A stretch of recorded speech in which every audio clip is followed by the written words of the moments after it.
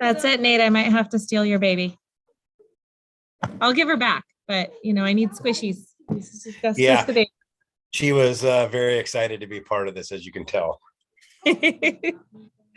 Oh, she's cute.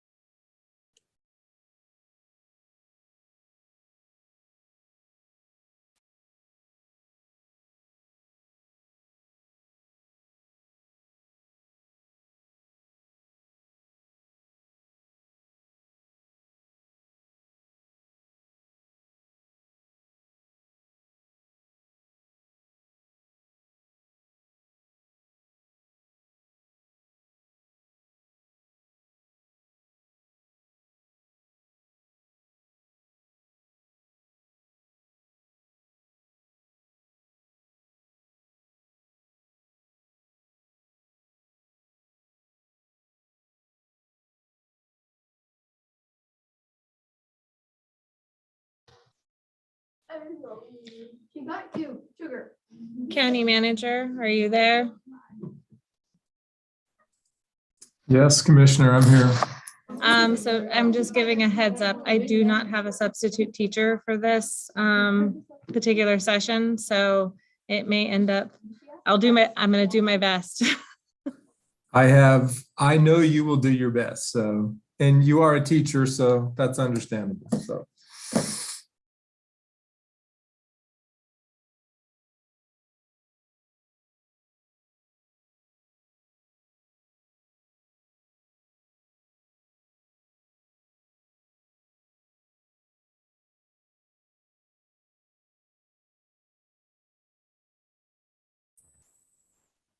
Gretchen, you can tell you're not in Clatsop County anymore. Wearing a tank top. We're all in sweaters.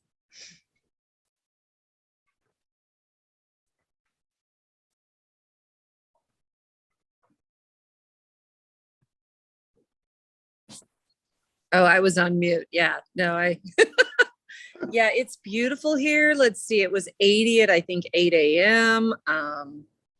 Yeah, it's very nice. It's beautiful here. It's like 43 with some liquid sunshine. It's great. It's great. A little gray, shades of gray, maybe? Shades of gray, shades of gray. Yeah, I saw this orb in the sky and I'm like, what is that? Yeah, it was the sun. Oh my. Yeah, it exists here in Arizona. Yeah. Commissioner Bangs, where do you teach? I teach at the Performing Arts Academy here in Warrenton that just opened this year. So great. Math and science. Yeah. Good.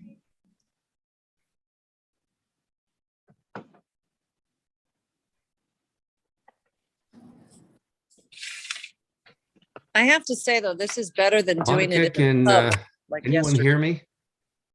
Okay. I can't hear myself. Why is that? I can Or I hear can't you hear all anyone today else. because I have my I speaker on. I know. Okay. So unlike yesterday when I thought you all weren't working right, it was because I had turned my speaker down.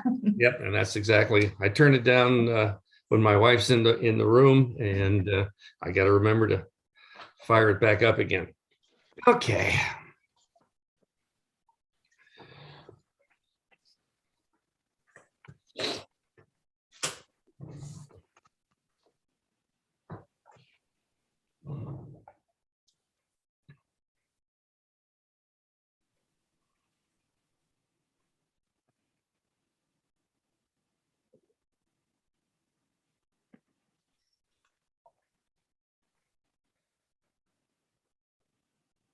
Does anyone know what page we're starting on today? I think it's 315 or. It's going to be 326. Thank you. Property management. Okay, so we finished 313. Okay, yep.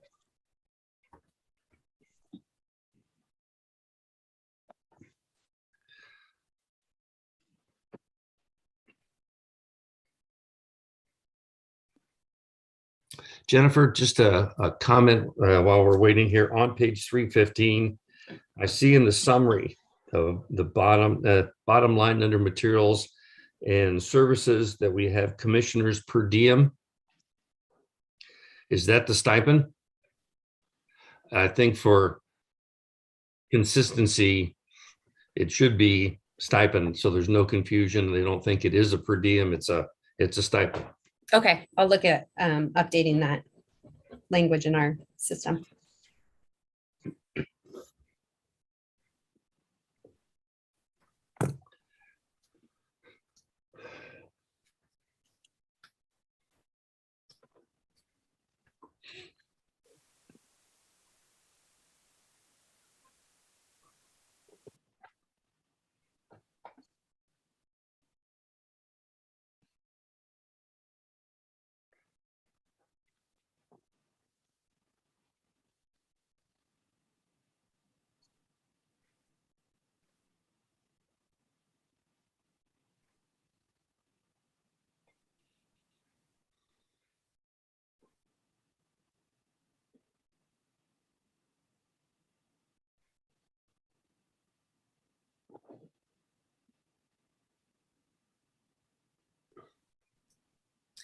I don't see Danelle or Tita yet.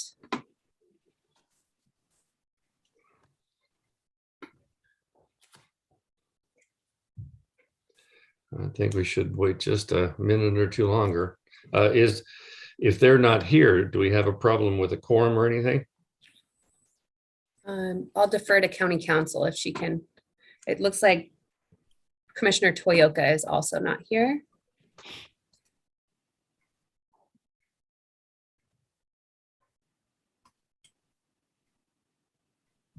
Good afternoon. I'm sorry, who are we missing? We're missing 2 from our lay members and 1 commissioner. You would have a quorum then. Okay.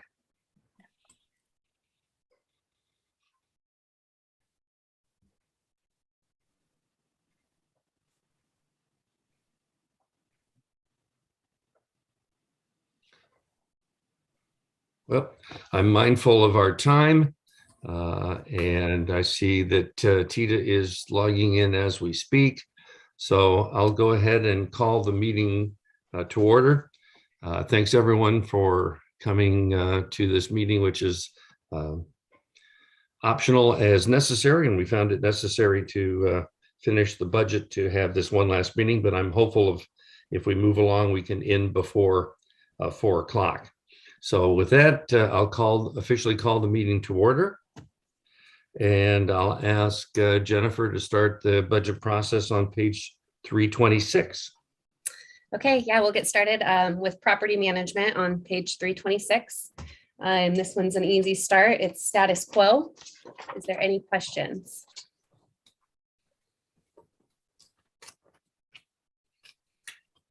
There's no questions. We'll move ahead to page 341, county managers. Oh, I just have one question. I think I Yes. put this in my notes here that on page 326, the bottom 2 measures are dollars, not count. yes. And that is something that we'll work with IT on. Right now, we don't have the option to put dollars there, but we will see if we can do Interesting. that in the future. Okay. Okay, moving ahead to page 341, county manager's office. For this budget, the FTE count within the county manager's office is increasing by 1.65, but please note that some of that 0.65 or 0.4 was in a different org, so we're just moving that into the county manager's office. And then 0.25 is that new contract staff person. And then we have hired the public affairs officer, and we are still looking at hiring a community relations coordinator as a full-time position. Any questions?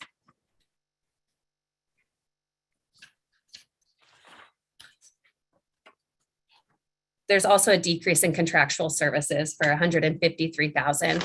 In that last year, the committee had the county add 150 to that contract services, and they're not requesting that again this year. Okay. 346. I believe We've got there's- Oh, questions. I'm sorry. Gretchen. Okay. So I guess in light of some of the other things that I'm going to bring up a little later, probably, I would say that adding an FTE here is probably going to be a fiscal problem in the future. So I'm a little concerned about that.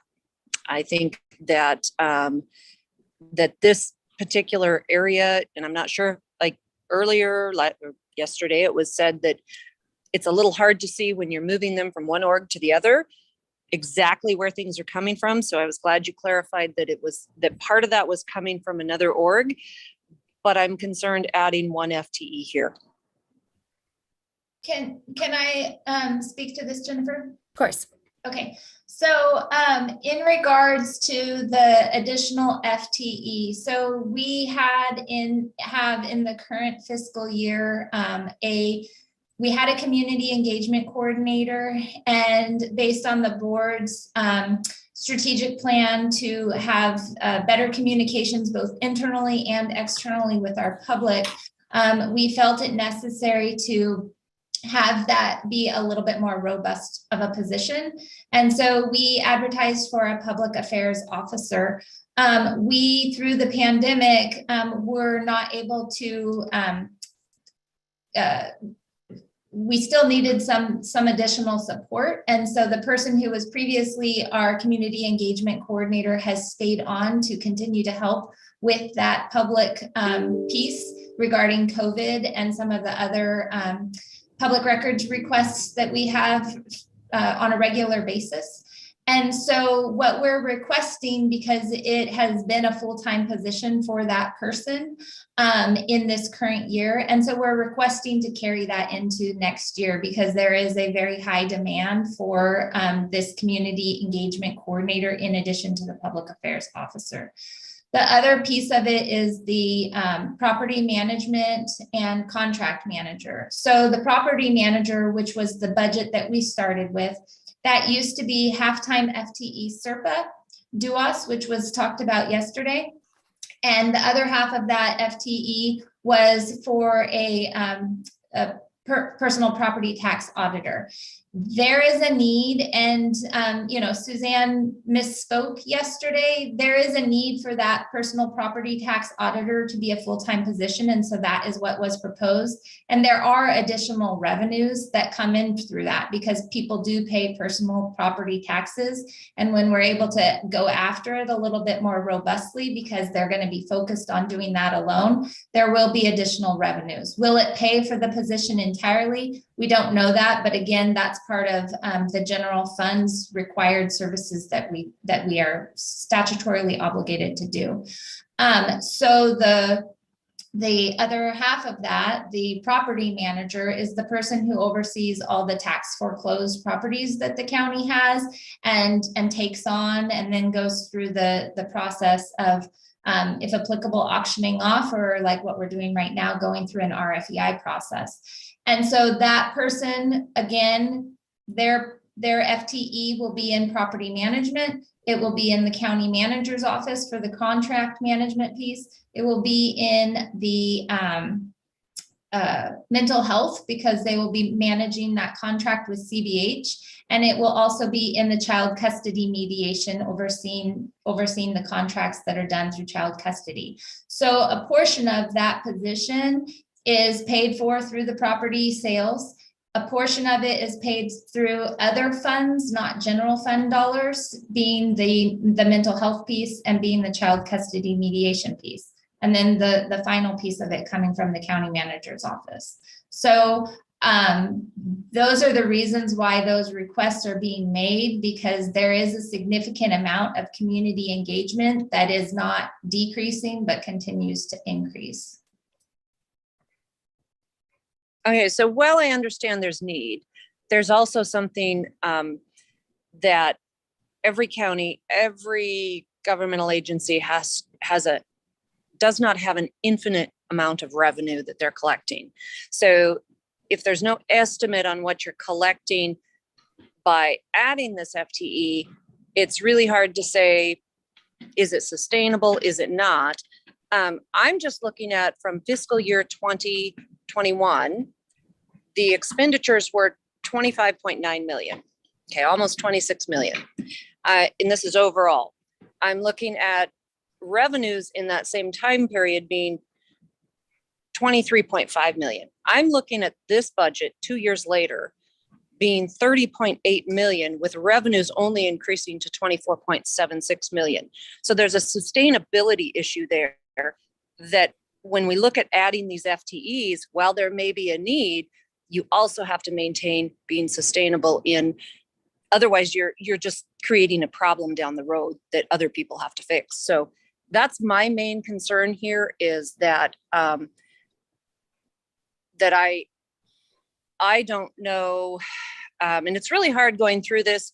There's always a need. I think every business faces that. I know you're not a business, but there will always be more needs than there is money to provide for those needs. Okay. I don't know if we've resolved that. Well, can we move to Commissioner Bangs? Are you speaking on a similar topic? Similar, yet a little different. So similar being, it is, I just wanted to reiterate, and I didn't know if I made it as an official request for next year, but it's very difficult to chase people across orgs to try to figure out where everybody goes. And so that is usually my biggest issue when I'm trying to read a budget. And that's been a big struggle for me this year, just because people are just going everywhere across the budget. And so if there's some way to next year officially create either a visual or some sort of narrative so that it's a little easier to chase the FTEs, I guess. And then the second concern I have is I too share the concern about the spending versus our income. And I also am a little concerned. It's something that came to me in the middle of the night last night. I'm a little concerned because the folks that we see here right this minute, there's no guarantee that all of us are going to be here next year, the year after, 5 years from now, a decade from now. And so I'm always concerned, and I hear often that this is normal in government to have such a fiscal cliff. And I'm really struggling with it. It's not for the lack of the trust that I see in the people in this room. I trust you, and I believe in the process, and I believe in what you're doing, and I believe in our staff. It's that I can't project who is going to be here in 3 years, and whether or not. So that is just, I'm just expressing, I guess you could call it a fear or a concern, just with how this appears. And then, so yeah, I was just going to start with that. Okay. Gretchen, I heard Tina, you popped up. Unmute, please. Okay, I am agreeing with what I've heard both from Gretchen and from Commissioner Bangs.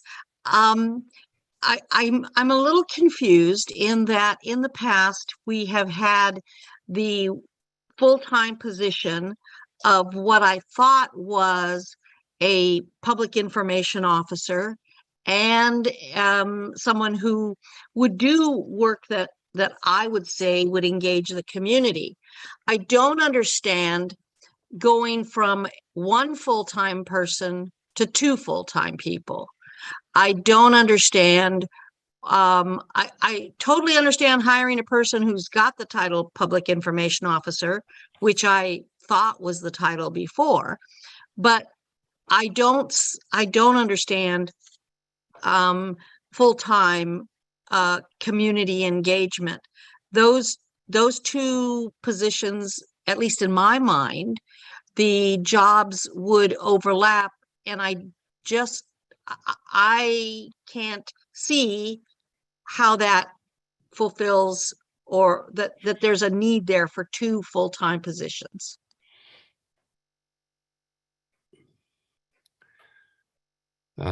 Commissioner Thompson, do you have comments on the same issue, or should we? Same issue. I'd like to hear what the county manager has to say. We dinged him last time because we thought he didn't have enough staff, and now he asked for staff and he's getting dinged again. So I'd like to hear his response to this. Chair Brown, members of the Budget Committee, I guess I would say welcome to my world, right? So what I would say is that, since I have been here in 2019, we've been really dealing with three issues, one being really unprecedented. And the three issues that have been really going on is opening, building, and then staffing a new jail, which is a huge undertaking, which is also many, many more beds in the jail, which is more staff. And it also has implications downstream for the criminal justice system. Then we've been dealing with COVID, and COVID has, from the top of this organization throughout the organization, has been an ongoing challenge. And part of that challenge is the communication side. And I don't want to understate that. One of the criticisms during COVID was the county's communication and outreach to the residents. And so, that has been a focus for the board. It's been a focus for staff. The reality for us is that when people need us, we have to show up, and we need to be super competent. And that pandemic has really shown that there were some areas that we were not ready or as prepared as we needed to be. So I think that when you look at the communication side, it really, part of it is a testament to the times we are in right now and the complications we are facing. We're also getting ready to be more mindful about just the whole emergency management risk and making sure that we are communicating effectively with our cities, special districts. I mean, there's a lot of levels to this communication effort, and it's not just to the residents, it's to the visitors, it's to our other stakeholder groups, to our nonprofits. And then during the pandemic, we had hundreds and hundreds of volunteers, and that adds another level of complexity to our communication challenges. And so the third thing besides the jail and COVID has been, the board's strategic planning process and, wanting to make sure we are relevant to the community we serve. I will say that I agree with Budget Committee Member Allen when, she says that we do have limited resources and we can't do everything. And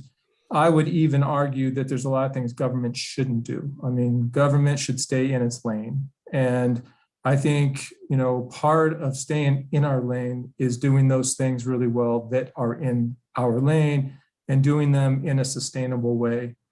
I acknowledge that there's been deficit spending over the last several years, and that was planned, and it cannot continue. But that's planned for. We've presented a budget that is within the board's budget policies. And just like every budget, you manage it during the fiscal year, and then you prepare a new budget based upon all the information, and you manage it again. And so this is a cycle we are used to, and we as staff, and so far the direction from the board has been to provide services within resources. We're not looking at increasing taxes or anything else. We're looking at how do we optimize revenues, but also stay in our lane and provide quality services. And so I think that, I have been talking with staff because I think there's probably a missing step in our budget process. And I'm just going to explain that really quickly and see if that helps. But what the missing step is that we go through this budget process, and then we begin the budget process again in December, January. We have the departments prepare budgets, and then it comes to the budget committee and the board, and it's the first time you've seen it. And oftentimes it's the first time I've seen all the bottom line implications. And so that does, I think what is evident is that doesn't work as well as it should. And so what we have been talking about, and this is the county manager's office, budget and finance and the sheriff, is early this summer, we're going to get together and we're going to develop a draft of the 23-24 budget and present that to the budget committee and the board as kind of a prelude to what is it really going to look like 8 months down the road when you see the budget. So if there are issues, concerns, we can talk about them well before it's any kind of an issue. I think it'll put a little bit more transparency on the process, and I think we can solve some of the concerns by providing information sooner. So we're going to do that this year as a pilot to see how that works. But you'll probably be hearing from us in July or maybe August, and we'll actually start talking about what's going to happen basically a year from now. Just so you know that, right now we feel comfortable with the spending plan, but we are always cognizant. We make adjustments during the fiscal year all the time. We will continue to. We're going to maximize the fund balance. Right now, the ending fund balance for 22-23 is estimated to be 23%, but the realities is that likely will be above that. We are funding the jail for the first time. And as the sheriff and I spoke, this morning, there's a lot of variability to that. And so we may end up, not surprisingly, at 30% fund balance at the end of next year. So there's this management process that goes on all the time. When it comes down to the timber revenues, we are updating our forecast and updating our assumptions to make sure we budget a reasonable number and don't overestimate what is going to be available. And we do that for all types of revenue sources. There's this continual calibration process that happens constantly through any fiscal year. And so when you see some of the forecast numbers and it looks like there's a financial cliff, that is if we didn't make any of these adjustments that we normally make without a lot of fanfare. And so, my commitment is to always provide a budget within the board's budget policies, is to always manage for the long term, is to always be very transparent about, what are the underpinning strengths and weaknesses of our financial model, and to do that in partnership with the sheriff and with others. So that's a long-winded answer, but I think that we have to adjust how we do this to serve the needs of the budget committee and the board in terms of information. And I think the best way is to develop the budget super early, knowing it's still going to go through the budget process, but at least that gives you a prototype of what it might look like before we actually start the process. So I'll leave it at that and answer any questions if anybody has any. Chair recognizes Commissioner Aquila. Oh, thank you, Chair Brown. Yeah, I applaud the county manager's office and finance department for this step in developing a budget in advance, giving us an opportunity to review and react accordingly over a period of time and make adjustments and fine tune it when we get to this stage. And so that's, I think, a great plan going forward.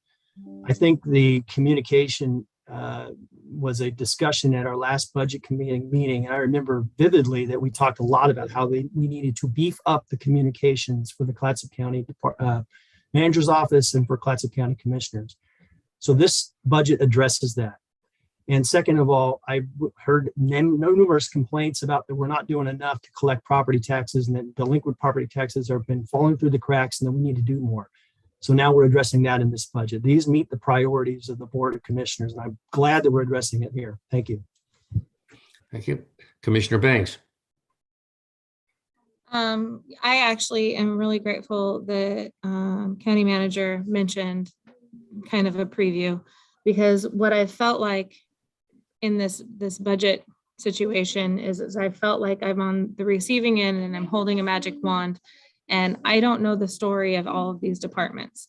And they're asking for FTEs, they're asking for this. Now, granted, I know about, the need for the communications officer. We've discussed that as a board, but it's the other departments when they're requesting or changes or so on and so forth. I have no backstory. I have no backstory on how much money is actually available for them to play with. I feel a little bit left out of the conversation. So I appreciate that preview thought process that county manager is going with. That way that there's more of a story with this, and I understand their limits within each department, because even sitting here right now, I'm not sure how each of these departments develop their budget. If they're given their contingency fund, what information are they given to work with? And so I feel like I should probably jump in here over this next year and spend a little bit more time in the county manager's office and get a little bit more of the story, because I feel like that would help in the conversation. I do have one concern. So the commissioners, we folded in our capital gains here. I can't remember when, and that pays for our PERS. And so when we folded in the capital gains into kind of our piggy bank, layman term, I'm a little concerned that we kind of overinflated our piggy bank with something that, like, dealing with other budgets, not the county's budget, but dealing with other budgets. PERS is kind of a big bear. And I'm just a little bit worried about PERS and the constant, growth that occurs with PERS. And I'm worried, thinking back, can we pull it back out? Just because I feel like, because it's such a constantly growing burden. I'm afraid having it mixed into our piggy bank, the capital gains mixed into our piggy bank, I don't know. I'm really struggling. I apologize. I'm gonna have to probably call county manager later and try to explain again what I'm trying to say, because I can't get it out, and I apologize. So if I may, I'm not sure what you mean by capital gains, but we do have the general fund stabilization account, which we will get to here in a little bit. And within the general fund stabilization account, we do talk about paying another payment, which this would be a second payment that we've made in the past few years towards our unfunded PERS liability. And that is to help offset those increasing PERS administrative rate increases that happen. Okay. And so okay. I don't, is that what you're referring to? Well, so I, without going back in the meetings that we've done, there was a meeting where I thought we as commissioners moved funds from one account into basically our piggy bank, our contingency fund. But maybe I'm incorrect. So the county has always had a general fund stabilization, but previously, I believe it was back in 17-18, it has always been in the special projects fund. And then it was either 17-18 or 18-19. Per the long-term financial plan update that we did, we moved that into the general fund.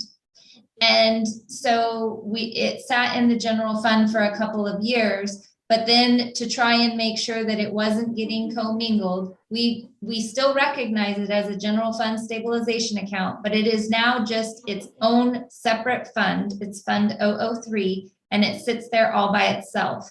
And those monies are included in this overall 23% ending fund balance that we're recognizing. So we are recognizing that as being part of our reserves, and it is the general fund stabilization, and we haven't gotten to it yet, but it is in one of these upcoming budgets that we'll talk about. Okay. I guess I felt it feels like we took two savings accounts and put them together and then overinflated one savings account, and then we're spending down that savings account. but in essence, do we still need two savings accounts? Like, I guess that's the question I'm asking is, and maybe I'm missing the picture. But I'm trying to speak in layman's terms because, you know, I'm not an accountant or whatever that plays with money or, Well, or numbers. Commissioner Bangs, if I might take a run at that.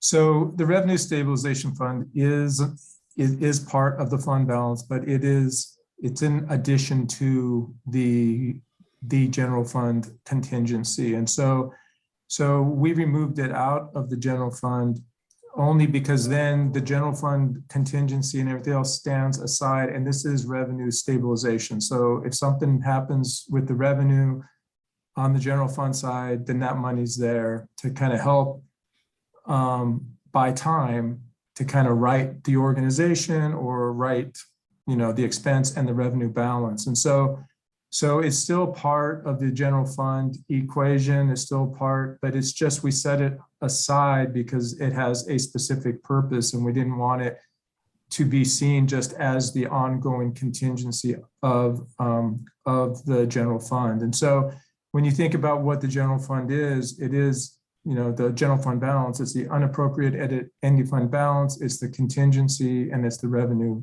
stabilization fund. Okay, I just didn't want to falsely inflate our stabilization, our piggy bank that we, you know, as per board rules, whenever that was set, that 20 to 25%. I just didn't want to falsely inflate that account and moving things around. It's. And what I'll say, Commissioner, is that it's not inflating, and you know, it is there. We always hope we don't need to use it because we want to manage the organization in a fiscally responsible way. But as we all know, crazy things happen. 2008 happened and other things happen. So yes, we are cognizant of that. I think just as a homeowner and a person in the community, we're dealing with inflation right now. We're dealing with, you know, unintended political chaos is what it feels like. And so I'm a little fearful with the HCP and just the overall turbulence that we're going through here as a country and as a state. I'm really protective of that piggy bank, I guess, is what I'm saying. And so I just want to make sure that we are prepared for the just in case. So Commissioner Banks, if I might, what I would say is that if we do this extra step in the budget process and prepare a very early budget, that'll give us the opportunity to have that conversation with the board about what is the comfort level with the fund balance goals. You know, if the board says, you know, 20 to 25% may not be enough given the volatility of certain revenues, then as part of that process, and again, really early in the budget process, we can have that conversation, because it is really a board comfort level about what those reserves are. It's always a balance, because you don't want to over reserve, because that is taking resources out of providing current services. And I think, as we all know, there's a lot of need in the community. And again, I say there's a lot of need even within our lane. So I'm not talking about the broader need, but even within our lane, there's a lot of need. So that this is the ongoing balance that I think every governing board wrestles with. It is what is that kind of fulcrum where we feel comfortable with the financial stability and planning of the organization and the service design that is going out into the community. So we are cognizant of that. And I think, that is obviously a collaborative discussion and process with the public, with the board. And certainly staff's job is just to reflect whatever those priorities are. Well, I really appreciate it, because in other years when I didn't feel like that this was such a I don't know, coming out of we're not even out of COVID, but coming out of COVID and just watching what's going on just across the board, it's a really uncomfortable time to be talking about money and to be talking about stuff like that. And so for folks, and so I'm just appreciative that you're understanding that, you know, given good years, yay. I mean, it's good. Everybody's relaxed. It's okay. But right now, financially, I mean, just even as an individual person, speaking to some of the constituents, it's rough. There's a lot of unknowns. And so it's a little scary for folks. And Commissioner, what I just want to say for the benefit of the Budget Committee and the board, one really unique element here is that, you know, there is collaboration between the Board of Commissioners, the County Manager's Office, and our other elected officials that's really at a high level. So this is a team process. It's not any one. And I think that one of our really lucky areas is we have a sheriff that is a team player and who works with us, because as we all know, the sheriff's office is the largest portion of the general fund. And so, you know, he is a great partner as we work through these issues, which is why he will sit, you know, with us as we develop that very early template of a budget. And so it's through that kind of collaboration and co-production that I know that we can stay ahead of this. And I know that we can keep the organization where it needs to be and have it be something that the community can be proud of and not see as a burden. What we don't want to do is have local government become a burden. You know, we are the most accessible and the most direct form of government. People can just show up and just see us whenever they want. They can't do that at the state and the federal levels. And so we take that seriously, and we want to represent our community well. So, and part of that is financial management. And I just want to assure everybody we take that very seriously. Okay. Comment from Commissioner Courtney, still have? Okay, good. Sorry. And just talking about the sheriff and the sheriff's department and the new jail is part of this budget projection, including potential new hires. It is, because I think one of my greatest fears is to build such a beautiful facility and then not be able to staff it to 100% capacity. And unfortunately, the sheriff isn't able to be on camera, but excuse me. Oh, sorry. I thought he's on. I think he is. Oh. He's driving, so I don't think he'll be able to really talk. But I think that he has, and we have a plan.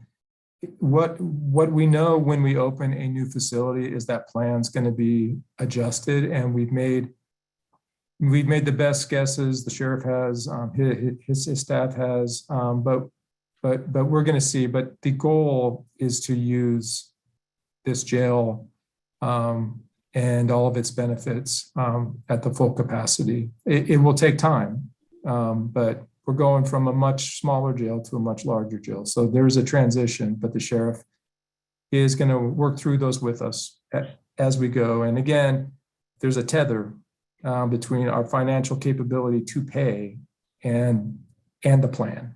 So, Commissioner Webb. Thank you, Chair Brown. I would like to commend the county manager's budget. I felt that it was actually when I started reviewing the budget, it was where I started, and I think it is very responsive to the suggestions that the board has been giving the county manager for the last couple of years.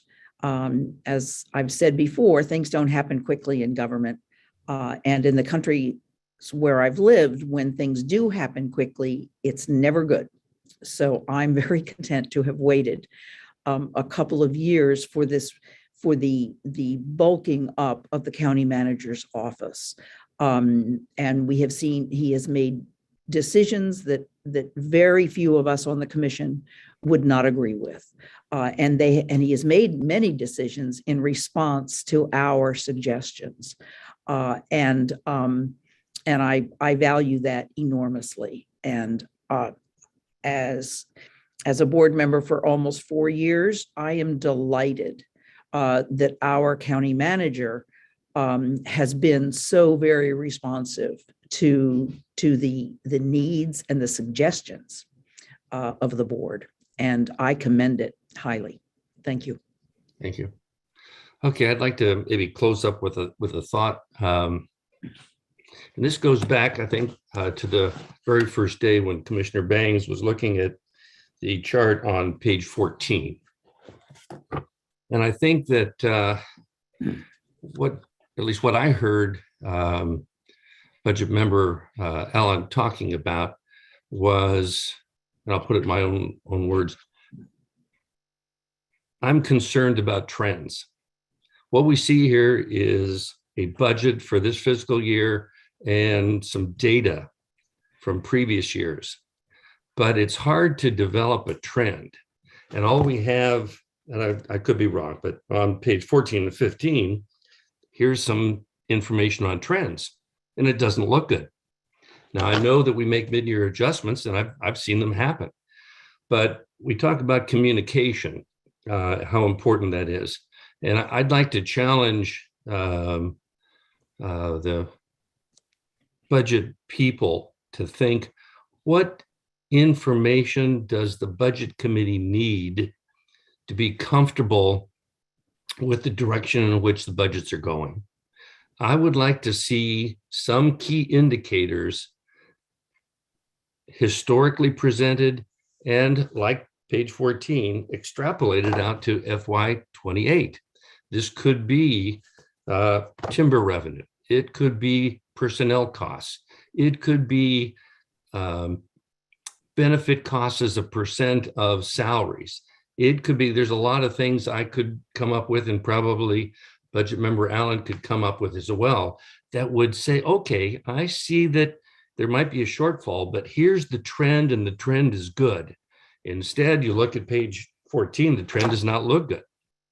So while I can't ask you specifically for something, I'd like you to think about that communication piece and say, what does the budget committee need to feel comfortable we're headed in the right directions? There's no falling off a cliff. There's no shortfall coming up here. We're not overly expanding our head count. Whatever data there might be that you can present to us that would answer those questions, I think would be helpful for next year. And with that, I'll turn to Commissioner Thompson.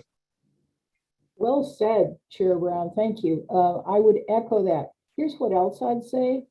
I want to see savings. I want to see spending. I want to see investments.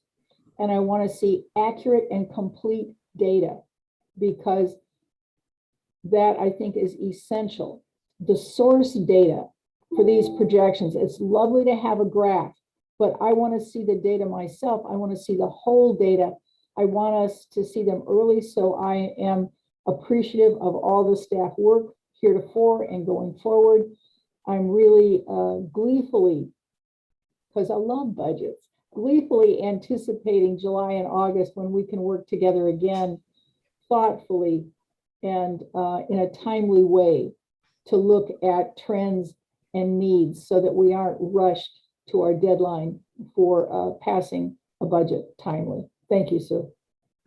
Thank you, Commissioner Thompson. Commissioner Banks. And just one additional, I guess, ask in that whole, conversation. We do a lot of one-time spending and a lot of contractual work. And then we have a lot of operational costs that tend to stay over a series of years.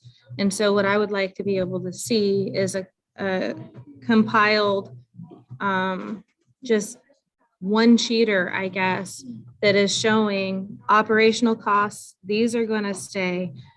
This is either A, how we've been spending down our overall balance. These are our one-time, contractual costs, or these one-time we paid a research group to do something. They're not part of our continual operation costs. It's the one-time spending. So I would just really appreciate a one-sheeter on that, rather than having to hunt and pick over each individual budget and try to identify what is operational versus one-time spending, or, two-time spending, whatever. So that is something I would appreciate. Thank you. Okay, I think that ends that conversation. So we can move on up. I Mr. had my Banks? hand up. Can I? Oh, Gretchen, sorry.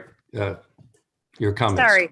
So I appreciate everything that has been said, and I am grateful to hear what the county manager said, more communication through the year.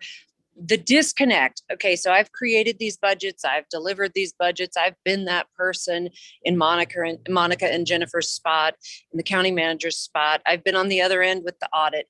So the hard part of what you're asking, Commissioner Bangs, is that the general ledgers aren't always set up to do that. They're set up to present the audit, and it's fund accounting, which is very different than financial accounting, which most people that come on to this budget committee understand financial accounting. So that gap that happens, and it's even when I taught college, it was, you're teaching people two different ways of kind of looking at these numbers. I agree that needs to be shown, and I think it will be shown in progressive meetings, more meetings like you're talking about. And so I really am grateful to hear all of that, and that if that's what comes out of this, better transparency, that's wonderful. I have one problem though, that when I go back with this general fund stabilization fund, and I actually went back to the 16-17 year audit and looked at it, the general fund stabilization, that 25% or 20 to 25% kind of where the board wants to be with the general fund balance, that was created before this money was moved into that fund. That money was never part of that fund prior, which I think is what I heard Commissioner Bangs saying, is that was kind of a different area. Now it's in a different area. Do we have two savings accounts? Now you've included it in the general fund balance, where really, truly, it wasn't there. If you go to the 17-18 fiscal year and you look at the transfers into the general fund, you can see that transfer coming out of the capital projects fund, which was not in the general fund calculation of that 20 to 25%. So now in 17-18, you add it in, and then you begin to spend it down, which is the trend that you see in projections. It's the trend you see in the audit and in the actual that I think is causing this heartburn or this concern. And then you see actually in the 17-18 year, the transfer out is almost as much as the transfer in, and you see the declining general fund balance. So if you pull that out, you pull that general fund stabilization out like it had been in the 16-17 year, then you really don't meet your 20%. You're actually at, if I calculate it here, you're actually at only 13.64%. So you have actually, if historically that 20 to 25% did not include that, and I'm not sure whether that was board restricted, I don't have that particular history, but I think that's the concern is overall, when you look at the expenditures going up by 43% over the last 6 years, you don't have revenues increasing at that level. And you also don't have, you have expenditures just in the last 2 years increasing by over 5 million. That's a higher percentage. And overall, from the 17-18 year, and I'm probably losing people here, 36 million was the total ending fund balance. We still only have a little less than that. We're going to have 35 million. So we overall have, as a county, spent down our ending fund balance overall too. And that's part of because we did spend down that amount that was moved. So I don't think it's appropriate to have the general fund stabilization in that calculation of 20 to 25%. Okay. Any other questions or comments? Okay, we can move along. Jennifer? I think Commissioner Banks had. Commissioner Bangs. I did. So I have a question. I'll just verbalize this. I don't know. I have a lot of questions and I feel like I need to come into the office and sit down with County Manager and Monica and go through them. I also am a little bit hesitant to vote on our budget when we're missing a commissioner. And I know that we have a quorum, but I feel like I have a missing part of the conversation. And like, I don't know, do we have time? Is it possible to delay a vote on this? Just so that, Commissioner Toyoka can be here also, and it'll also give me a chance to make a few more phone calls to County Manager. Like, because what I'm verbalizing is that I'm seeing what everybody is saying, but I do have additional questions and I don't want to waste everyone else's time if they're feeling comfortable with what's happening and what's going on. I will say if we do need another meeting, we'll have to advertise that with at least 5 days notice prior to the meeting, so. And I do also want to say that this is not a reflection of mistrust in the county staff. It's that I want to understand it more before I vote on it. Because I'm a very visual person when it comes to this type of thing. That's, why I have a paper requested one. And so I have to go through these graphs and I have to draw correlations between everything for me to feel comfortable to vote on this. Okay, Commissioner Thompson. Well, more information is good. So I like the idea. I'm not eager to make life more complicated or difficult for anybody, but I do notice that Commissioner Toyoka isn't here. I'm sure he has good reasons for doing that. Do we have enough flexibility in our schedule? Because I have some more questions too. I mean, I could ask more questions to clarify my own understanding. I'm willing to vote. I wouldn't mind waiting and getting more information for myself and having a full complement of county commissioners, the governing body, in this meeting. So I see the chair, Chair Quila, has his hand up. Okay. You're muted, Commissioner. My apologies. I appreciate that everybody has questions and we certainly want to answer those. And I think that Jennifer and Monica and Dawn have done a pretty good job trying to address these questions. A lot of these have been the same questions about where we're at with the deficit spending. It seems like this is the same question that came up on day one. So, I mean, I'm comfortable with moving forward on this. I like the plan that's been laid out, that we can have additional meetings in July and August to talk more and to relay what the budget in 2023-24 is going to look like. But I my schedule is such that I really don't want to keep putting on meetings that don't need to happen. I mean, I hope that we can all get our questions kind of addressed today.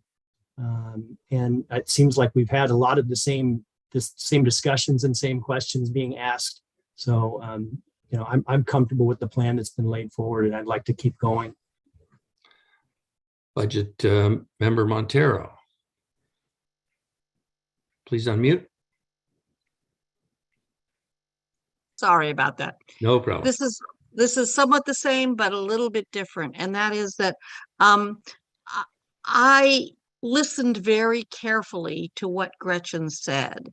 And yes, we've been talking about basically deficit spending since day one of this budget series.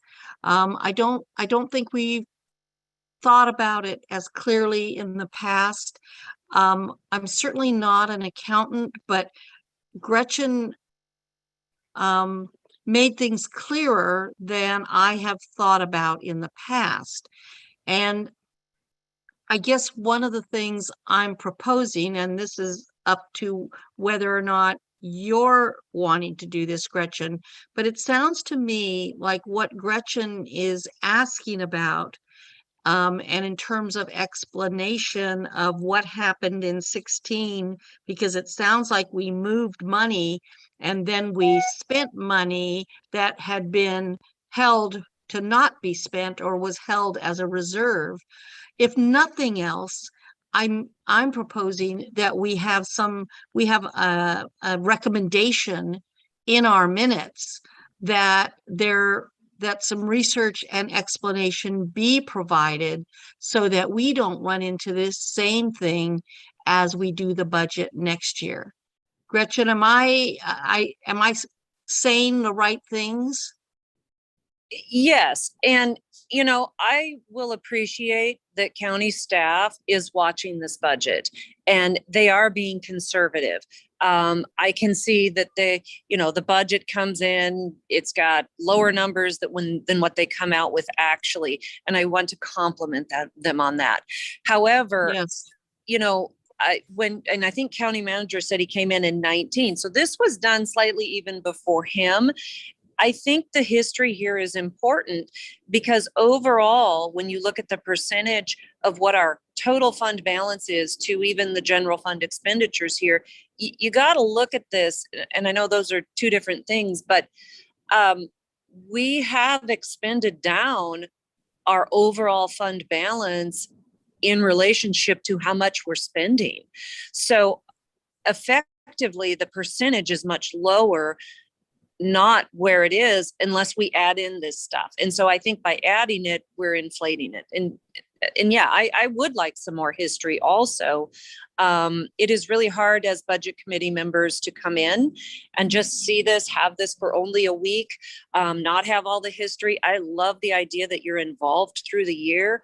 In fact, going back to the days of when I did this, I wish I'd had that communication with the budget committee members that I had to try to communicate these things to. You guys have a really hard job trying to communicate this to non-fiscal people. So I applaud you for that recommendation. And I agree with Tita. So I don't know if we need to do anything additional or special other than having this go down on the oral minutes that we have to address that. I think we wait. I think we do wait. I like the recommendation to wait, only because 5 days, that's in the newspaper. We are not far off on this. I think giving people some additional time rather than just pushing this through, especially in the interests of transparency. I think there's some things that have come forward that are concerning that people need some comfort with. So 5 days of advertising in the newspaper, we have till June 30th to pass this. Okay, I'm thinking that we go through the rest of the budget, and at the end of that point, we decide whether we're comfortable voting on the budget or we want to schedule another meeting, whether it's 5 days out, 10 days out. How does that sound? Mm-hmm. Okay, let's continue to go through the budget. Okay, I think we are on page 346, human resources.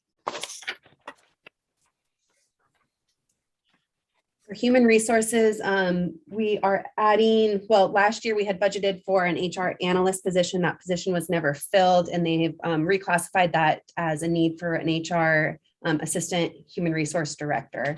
The remainder of the budget is status quo. Any questions? Is this the assistant HR director? Are they going to be focusing on compensation, benefits, or HR generalist work? I'll defer to Kelly on that. It's a little bit of both. This is definitely compensation and classification is going to be a primary function as I map out a framework, but with capacity, the additional FTE would be appreciated. But as the director, I'm mapping out some plans with this position to assist me with executing those plans. So I hope that answered your question. I would just like to say, and we've talked about this before on the measures I'm looking forward to having a review of the measures that we've got down for HR.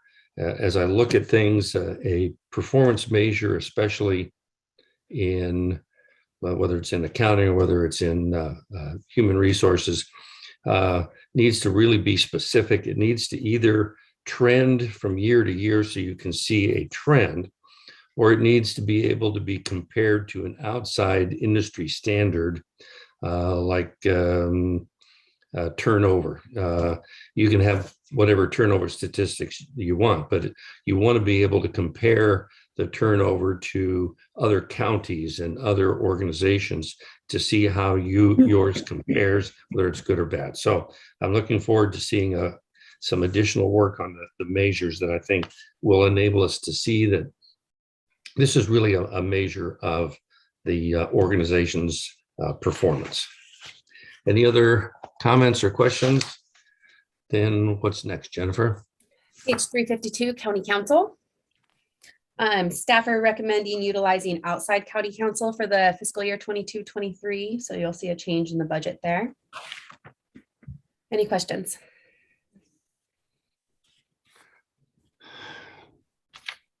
No questions? Okay, moving to page 355, budget and finance. The FTE is decreasing in this this org. That's due to our accountant one is now a half-time position rather than a full-time. And there is an increase in contractual services, and that's a consultant that's been hired for deferred comp for watching the fiduciary responsibility of that. Any questions? Questions?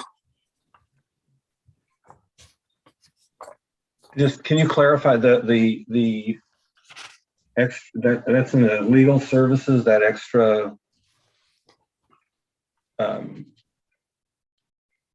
increase there, the 125,000, that's for deferred comp? I'm sorry, what page are you on? Where are you? 354? Yeah, are we on 354? Oh, no, I'm sorry, I'm behind you. Yeah, sorry, that's the county council That's county outside. council. Never mind, I'm sorry. No problem. Any other questions on budget and finance? I see none. Moving forward to page 359, information systems. You'll see a slight decrease to FTE, and that's they're no longer utilizing part of that accountant one from budget and finance that I just mentioned had decreased. And there's an overall decrease to material and services as a result of not moving the county office suite to the Microsoft 360. Any questions?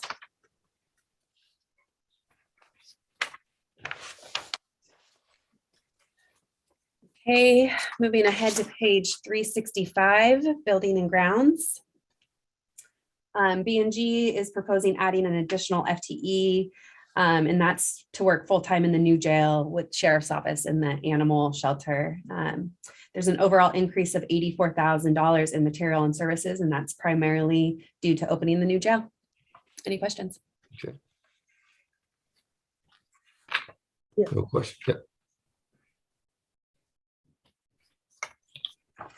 Page 372, dues and assessments. This budget reflects an increase in general liability insurance costs. These costs can vary significantly based on prior year claims history, as well as the insurance risk pool rates. Based on this information, staff is budgeting an approximate 15% increase over the 21-22 costs. The remainder of the budget is status quo.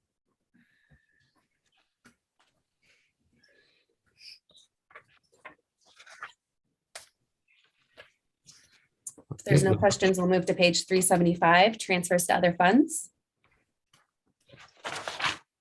This org sees a significant decrease. A large amount of the public health funding for the 22-23 fiscal year is being utilized from the ARPA funding. So that has decreased the general fund transfer to public health. Any questions?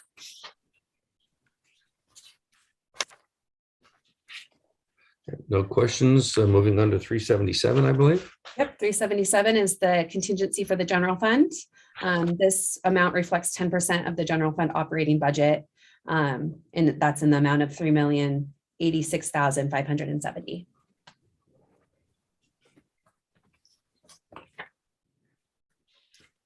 If there's no questions, we'll move to page 379, the general fund stabilization. And as we've said before, it's in an effort to alleviate the burden of the general fund and countywide personnel costs as a result of increased PERS rates. The current fiscal year 22-23 budget reflects a transfer to the bond and UAL reserve fund in the amount of $1 million to pay for payments to be made to reduce the county's unfunded PERS liability. Any questions? Just so I understand that. So by transferring or making this $1 million payment, our PERS contribution rate is reduced or is not increased?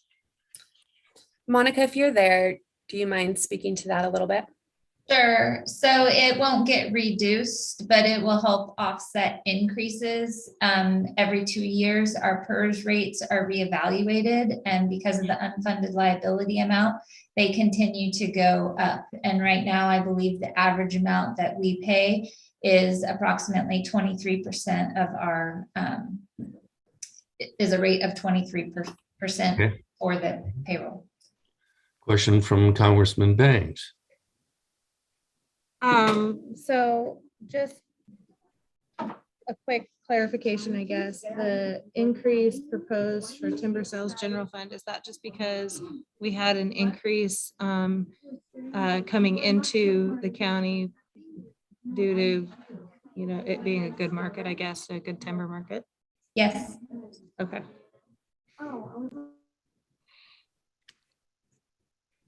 No more questions. We can move ahead. Okay, we'll move to page 381, the American Rescue Plan. The 22-23 budget for the ARPA funding includes ongoing support for a handful of projects, including the enhanced mental health services for mobile crisis response, as well as within the county jail, a navigation center, emergency shelter system support, nonprofit support services, rural internet accessibility and enhancement, investments in public health infrastructure and rural healthcare initiatives, my apologies, ongoing water assessment studies, investments in private public septage infrastructure, affordable housing, and economic development. There will be one change here on page 383. If you look at the transfer to the general fund, we mentioned this when going through the jail medical, that 50,000, we are proposing increasing that to 81,750. And that is due to the funding that they did not receive in the current fiscal year that was budgeted. We're pulling that into the next fiscal year. So that would increase this total budget to 2,821,850. Any questions?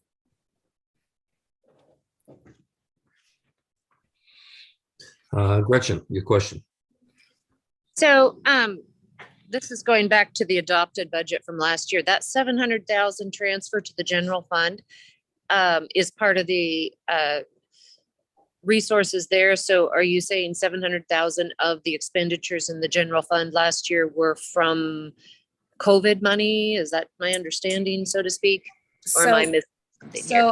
Yeah, we've actually adjusted that. So 700,000 of that, 350,000 was to go to the public health department. So we have, and when you see our actuals for the 21-22 fiscal year, 350 went directly to public health, not to the general fund.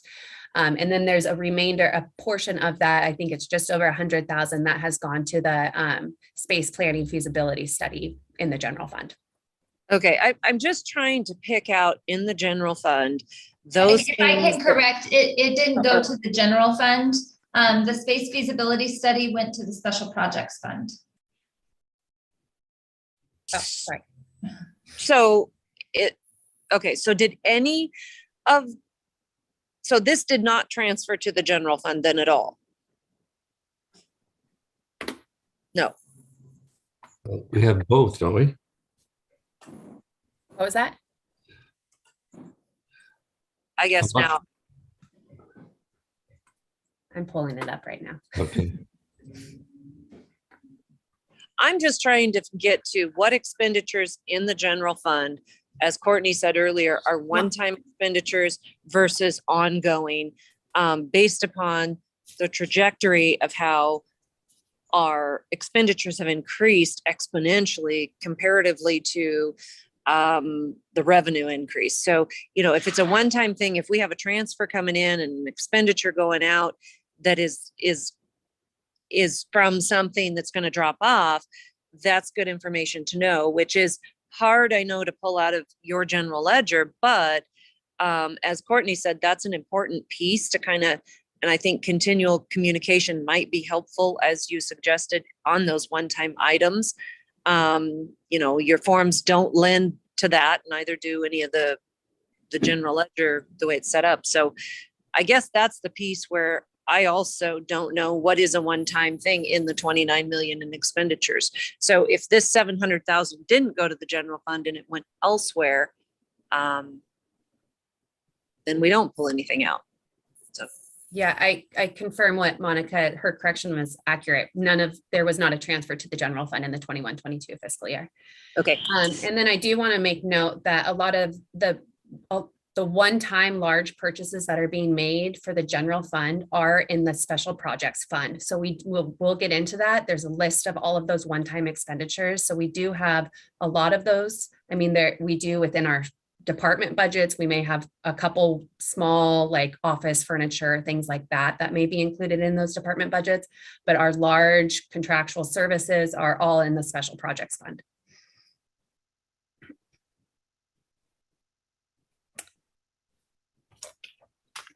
Any other questions, Gretchen? Okay. Moving right along. Okay, page, let's see, 384, which is the contingency for the COVID fund. With that change that I mentioned about increasing the transfer to the general fund for the ARPA monies, that will decrease the contingency in this by 31,750, making this a total budget of $2,621,080 in the contingency for COVID fund. Any questions?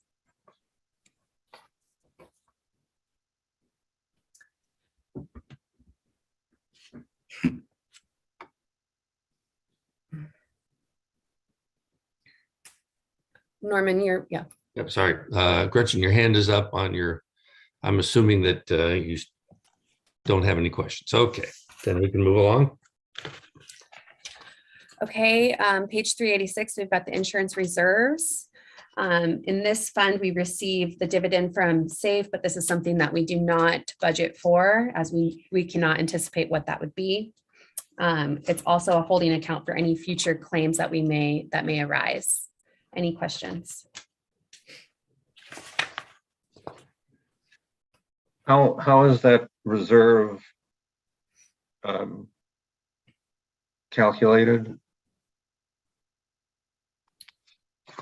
You see you have a reserve for future claims. How is that calculated?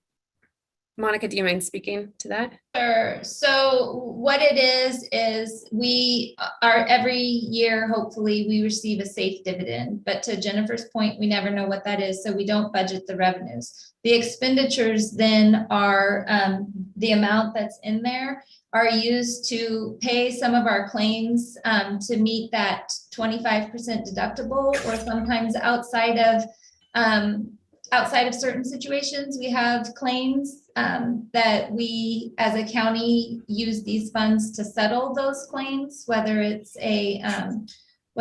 is a workers' comp claim or whether it is another employment claim. This is that insurance. These are those monies that we use to meet those needs. So I guess have we had sufficient monies? This budget has not been strained in the past where we've had excess claims that we can't meet. No, it hasn't been strained. And this is just another fiscally responsible decision that the board made years and years ago to make sure that we have the funds set aside. So if we do have some sort of claim come towards us, we have these reserves there. Okay, good, thank you.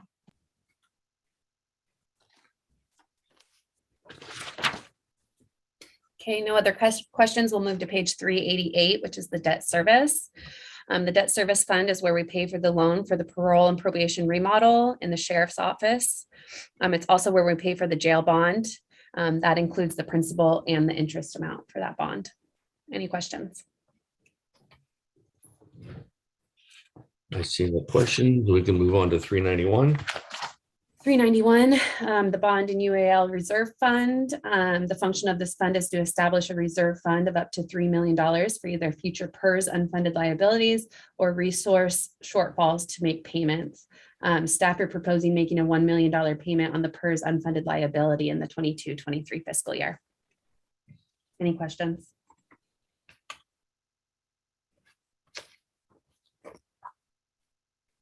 I see no questions. Okay, we'll move to page 434, county tourism.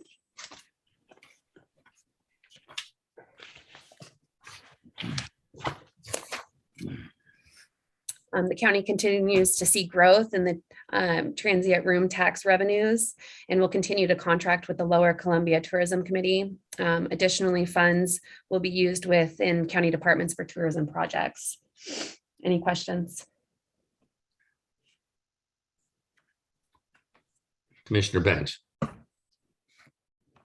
I'm just curious with, our future conversations that we're looking to have with legislature. What is the potential that this could look like for us? Or is that a question that just nobody can answer right now? And there's other people, sorry, I've got a lot of feedback. There must be other people with their mics open.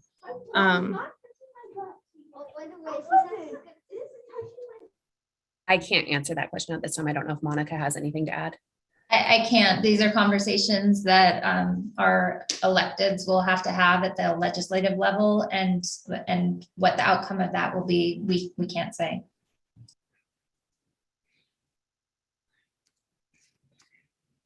Okay, budget member Allen. So, and I didn't mark the page, but I asked this question first off about the split and the 70%. Is this the 70% that is to go for tourism only? And we're expecting 300,000 from it, and we're going to split this is the 70% portion. Am I to understand that? I don't know what you're meaning by split the 70% portion. So earlier you spoke about there's the discretionary 30% that is actually going to the jail, I think right now, or the sheriff's department. Then you have the 70% that is allocated for just tourism dollars. That is these monies. Huh? These are the 70% that is allocated for tourism. Okay, and it's $300,000, that's all, right? Yes. Okay, thank you.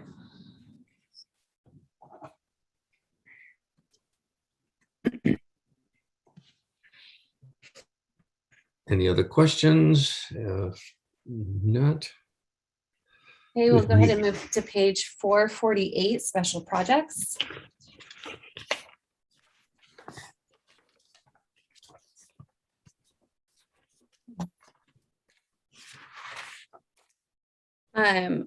If you look on page 452 through 453, that's a breakdown of all the special projects. There's detail for those projects on the following pages through page 470. And again, these are capital projects, one-time expenses for the general fund departments, all listed here. Any questions?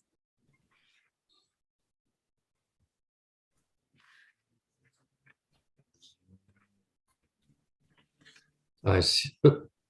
Gretchen. I'm sorry, this is just, I was making a note on that last, I'm sorry, what page are we on? We're on page 448, special projects.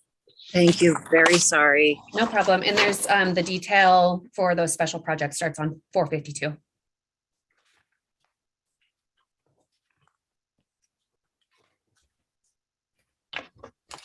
Any other questions? I see none. Okay, we'll move ahead to page 471, fleet replacement. The building codes department budgets a transfer into the fleet replacement fund. Excuse me, I need to check in with budget member Allen. Do you have another question I missed? I do. This is the special projects fund that everybody was talking about that the money was moved from, correct? Yes, Okay, is this fund its own fund? it is. Okay, because earlier I heard you say that it was part of the general fund. So So if I this is- can I clarify what the Yes, special please. projects fund is? Please So do. the special projects fund, the county's board policy is to budget the 15-year low for timber. And anything in excess of the 15-year low went into the special projects fund.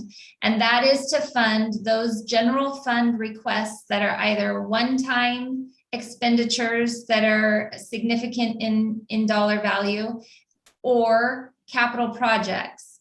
And so anytime a general fund department has one of those requests, such as the space feasibility study that is currently being conducted, or purchasing a vehicle for a general fund department, those sorts of expenditures come from this. And this is funded by anything in excess of the 15-year low going into this fund. So originally, this is where the general fund stabilization was, but then it started to get confusing, and there were questions by the board in regards to, well, what is our true general fund balance? And so that was part of the long-term financial plan update that came out of that, was to move that into the general fund.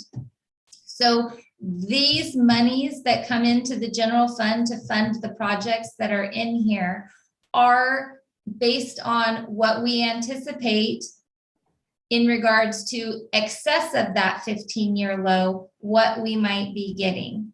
And so we, again, project out, have departments project out what their future year requests are going to be, because we don't always know what we're going to have in excess for timber revenues. So we want to be able to plan accordingly future year requests, because we can't grant every request every year.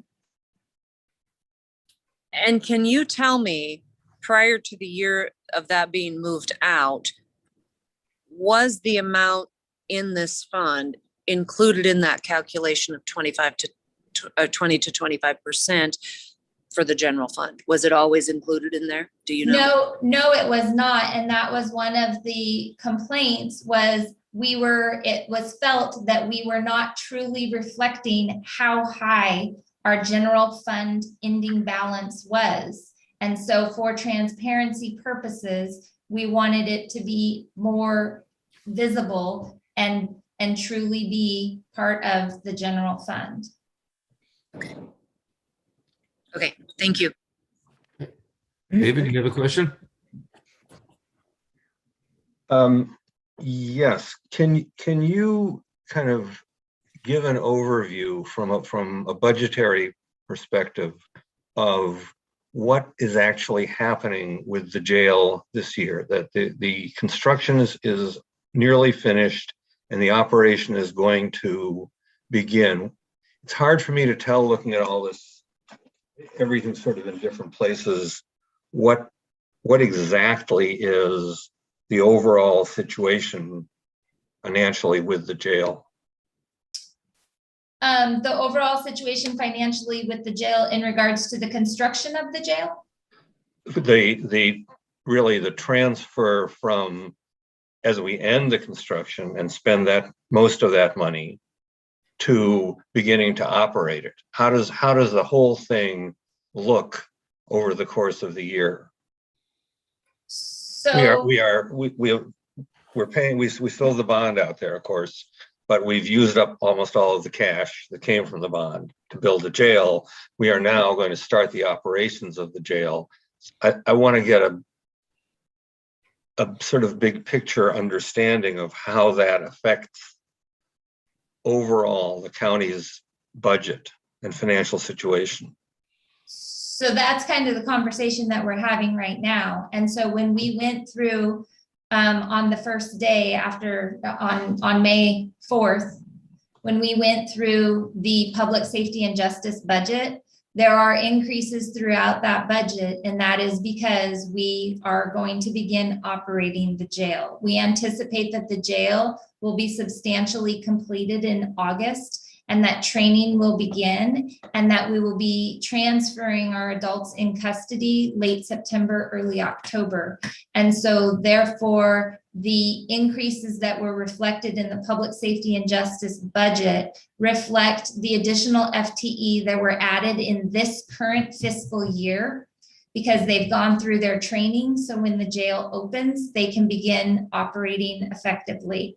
The jail medical budget that we are proposing to all of you includes an additional 2 FTE for nursing staff, because we currently have 2 and we'll be doubling it to 4. It includes additional mental health services. It includes significant increases in operations because of food and pharmaceutical and medical and dental services. So those are all in the public safety and justice budget. What is in the special projects budget is the completion of the jail. Right, and I think what my question is, I understand all that. I get the details. I want to have a better sense of the big picture. I mean, it seems to me that at the county level, one of the kind of themes of this current year is the transition from constructing the jail to running the jail. And I don't have a good sense of, at a high level, what that really looks like financially to the county. Well, I guess from the high level view, the budget that we're proposing is based on not fully operating for a year, and also not fully being filled to the 148 bed capacity. We don't anticipate that that's going to be a number that we'll be hitting immediately, but we are budgeting so that way we can anticipate should that growth happen, and should there be those medical costs that we know come with this adult in custody population. So we anticipate moving forward that the budget for public safety and justice is going to be relatively what it is that we're proposing moving forward in the future. And where in the budget document, or is there a place in the budget document where it's easy to see all of that together, to see how what the jail's financial impact on the county is in the current budget? Well, if you go to organizational unit 2300, and that is on 174. Yeah, that begins on page 173. That shows you what the overall increase is from what we have currently been operating under to what we are proposing we will be operating under next year. So it's showing an adopted budget of 5.2. An adopted budget of, 5.2 million. And we're anticipating that it's going to be increasing to 5.3 million. The other piece of that is in 2325, which is on page 181. And those costs we're proposing are going from 287,000 to 553,000. And so, as I mentioned, the 6 additional FTE that are going to be helping to operate the jail were added in this current fiscal year. So that's why you're not seeing a significant increase in the jail, because the staffing has already been added for the deputies in this current fiscal year. You're seeing the significant increase in the jail medical because, again, that adult in custody population, not knowing what their medical needs are going to be, and adding the additional 2 FTE. So overall, we're looking at a total jail budget of almost $6 million.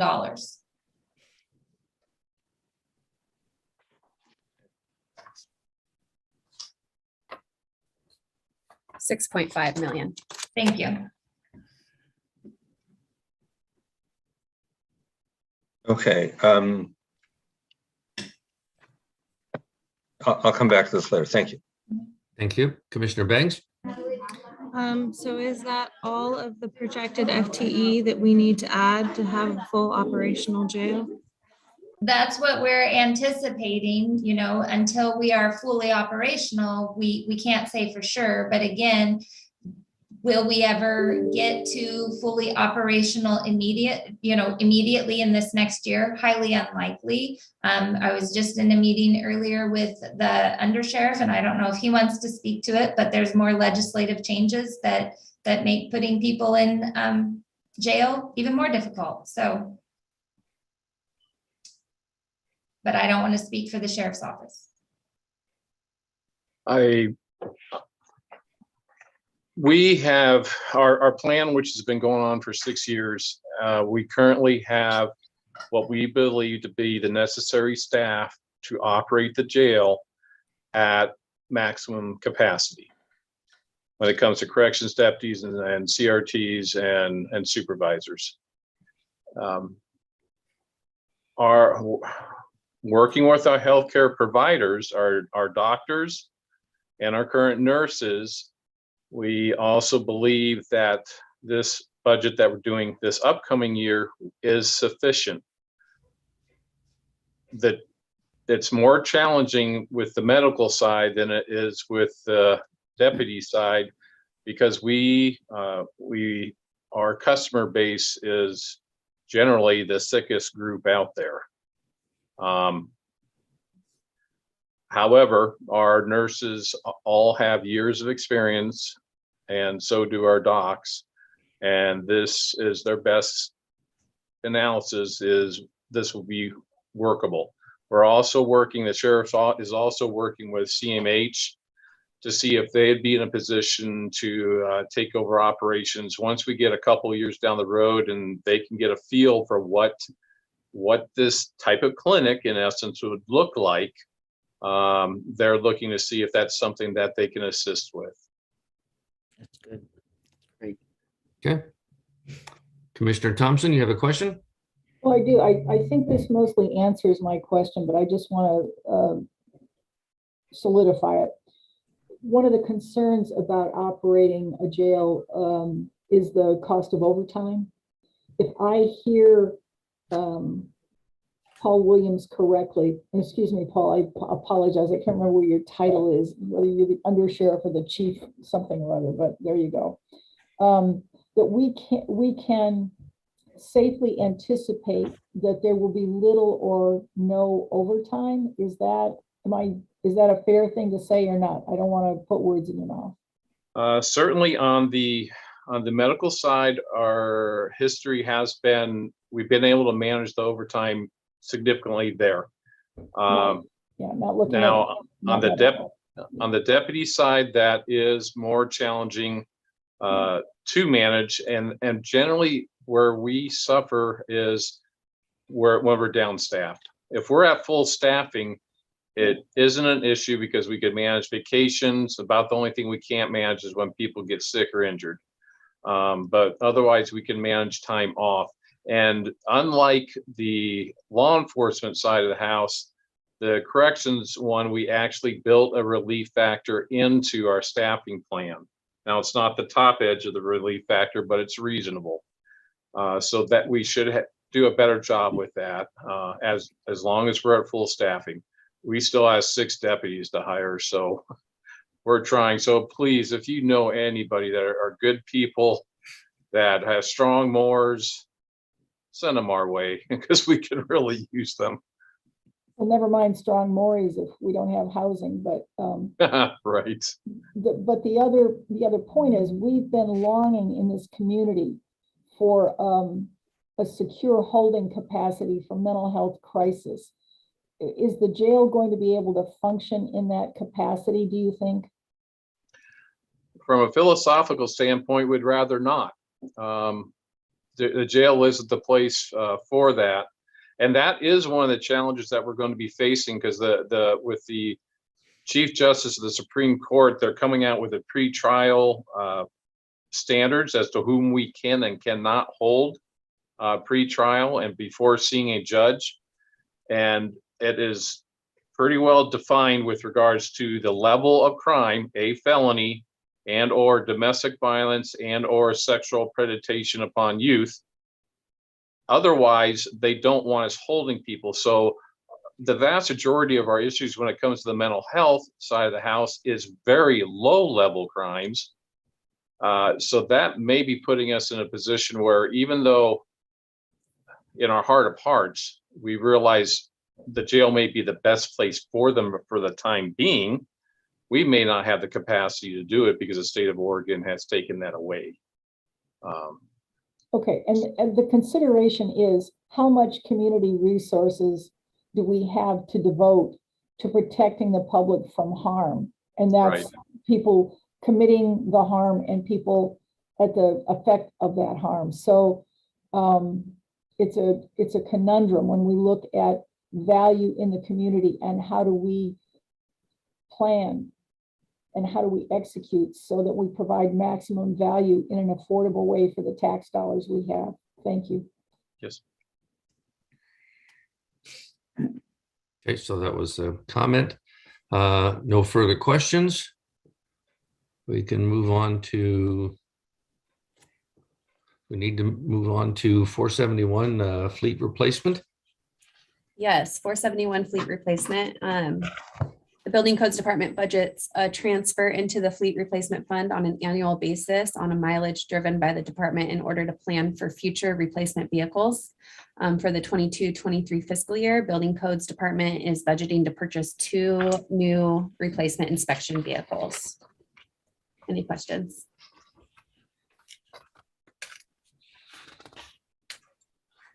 Okay.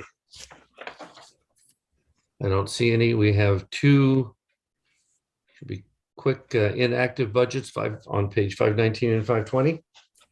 Yes, the 2 inactive budgets are just budgets that still have data for the last 2 fiscal years or 3 fiscal years.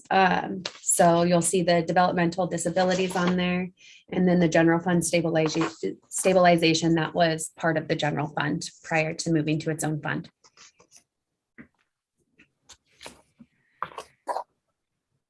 Okay, I don't see any questions. So at this point, do we want to entertain a quick 5-minute break and come back again and go on to public comments? Okay, it is currently 2:37 by my clock. We'll be back at 2:42 approximately.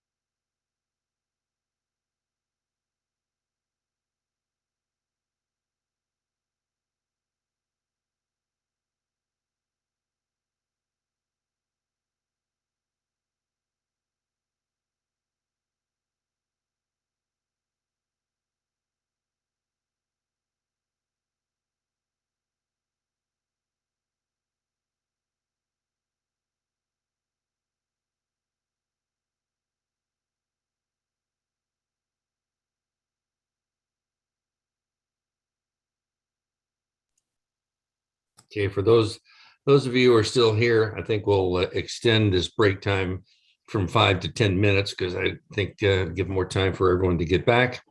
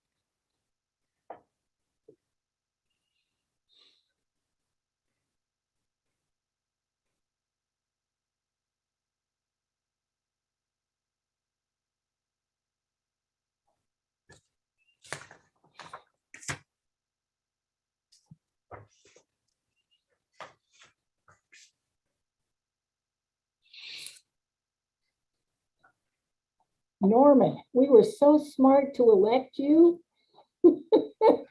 Why? Because I need breaks when just about the same time everyone else does. Well, there is something to be said for sensitivity to bio breaks, but thank you.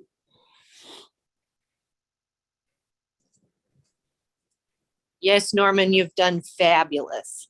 Absolutely wonderful.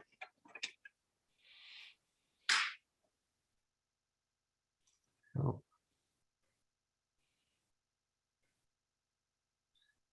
And it's been nice to have been here for, shoot, I think maybe 3, maybe 4 years.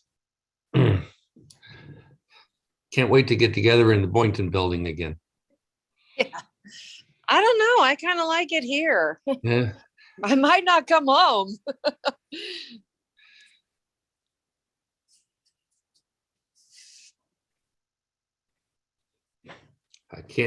I have to keep watching for all these little yellow hands to pop up though. Yes, Gretchen, I did notice the sleeveless and the nice weather behind you as we have had been deluged by rain this morning. Yes. We planned this after tax season little trip. A friend of ours had her brother pass away, so we said, "Oh, we're going to come see you in Arizona." And then the budget came out, their schedule, and I'm like, we fly out at 3:30 yesterday. So we changed our flights. We were supposed to go out of Portland. We changed them to Seattle because it went from Portland to Seattle, and we just flew out of Seattle at 6:30. So we found a pub where they'd let us sit for the whole time. That's why I had all the beer tabs behind me. And they allowed me to sit in a corner and do what I needed to do and then go to my flight. So it worked, but I'm lucky. I was supposed to go down to Newport and visit with an old boss of mine who became an employee of mine. Long story. But he tells me the weather down there is terrible and the beachfront condo they rented is a half-mile away from the beach. So don't bother. So freed up my time. there you go. Okay, well, we should be getting together. I can't, yes, everyone, as you come back, if you would turn on your video camera so I can kind of take a visual roll call.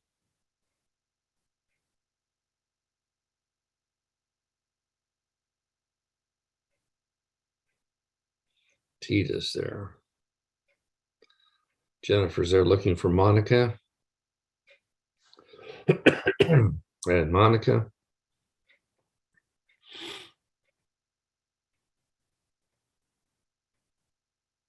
Okay, well, I think we'll find out if we don't have anyone that's needed right away, but I think we're ready to go. So we'll continue with the budget, and we left it. Did we finish the inactive budgets? I think we did. So I think, correct me if I'm wrong, Jennifer or Monica, now's the time to move on to public comments. That's correct.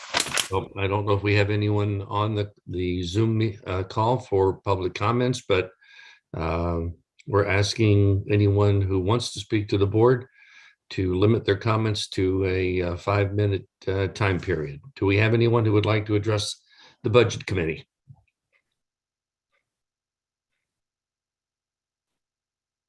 Going once. Twice. Okay. There being no public comments, we can move on to approval of the budget and the tax rate. And this is the point where we are going back to our discussion of whether we need additional information and discussion opportunities before we approve the budget. David, I see you raised your hand. I don't know how long that's been up, and I missed it. Do you? Well, this is a sort of part public comment and part where I hope the rest of the afternoon will go. So if you will indulge me just for a minute or two. First, I want to say this is my first year on the budget committee. So although I do have a lot of experience with budgeting, I don't have experience with this budget, and certainly not with the IT system that created it. So I knew that there would be a steep learning curve, and there has been a steep learning curve. But I want to say several things that I hope are relevant. First, I am absolutely amazed at what a good handle staff has on all of these numbers and all of the detail here, and what a phenomenal degree of competence Monica, Jennifer, and all the various department heads who absolutely know what their budgets and what their departments do. I think it's just tremendous. The second, there are a couple of the other two things I want to talk about are what I hope are will be helpful in future budgets. The first is that I would like to see, the budget message was good, but I would like to see more time spent on a kind of overview of where the county, what the budget is supposed to accomplish for the county.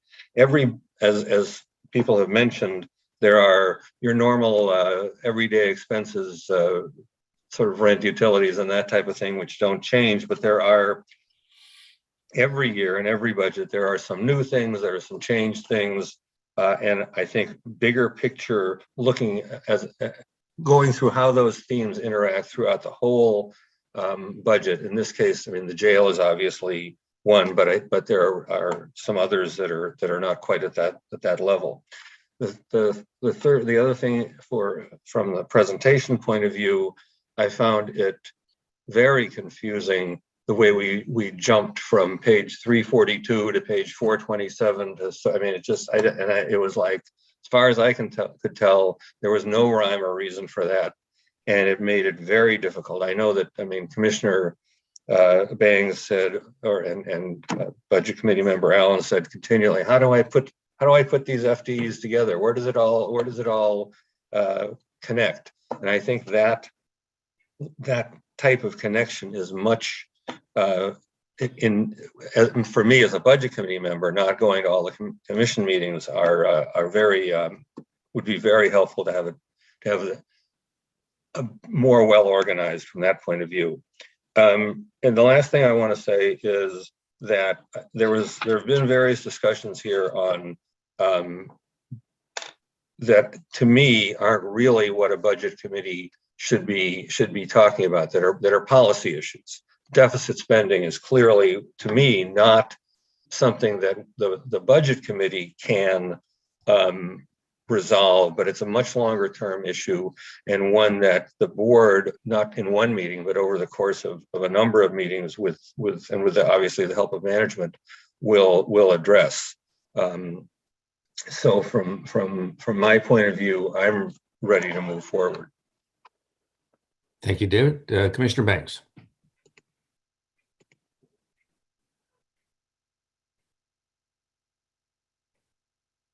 I apologize. I had to shush all of my friends in here.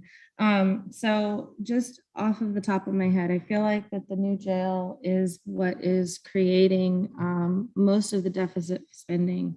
If I am correct in that assumption of throughout this conversation, trying to note that. I will be quite honest. I am still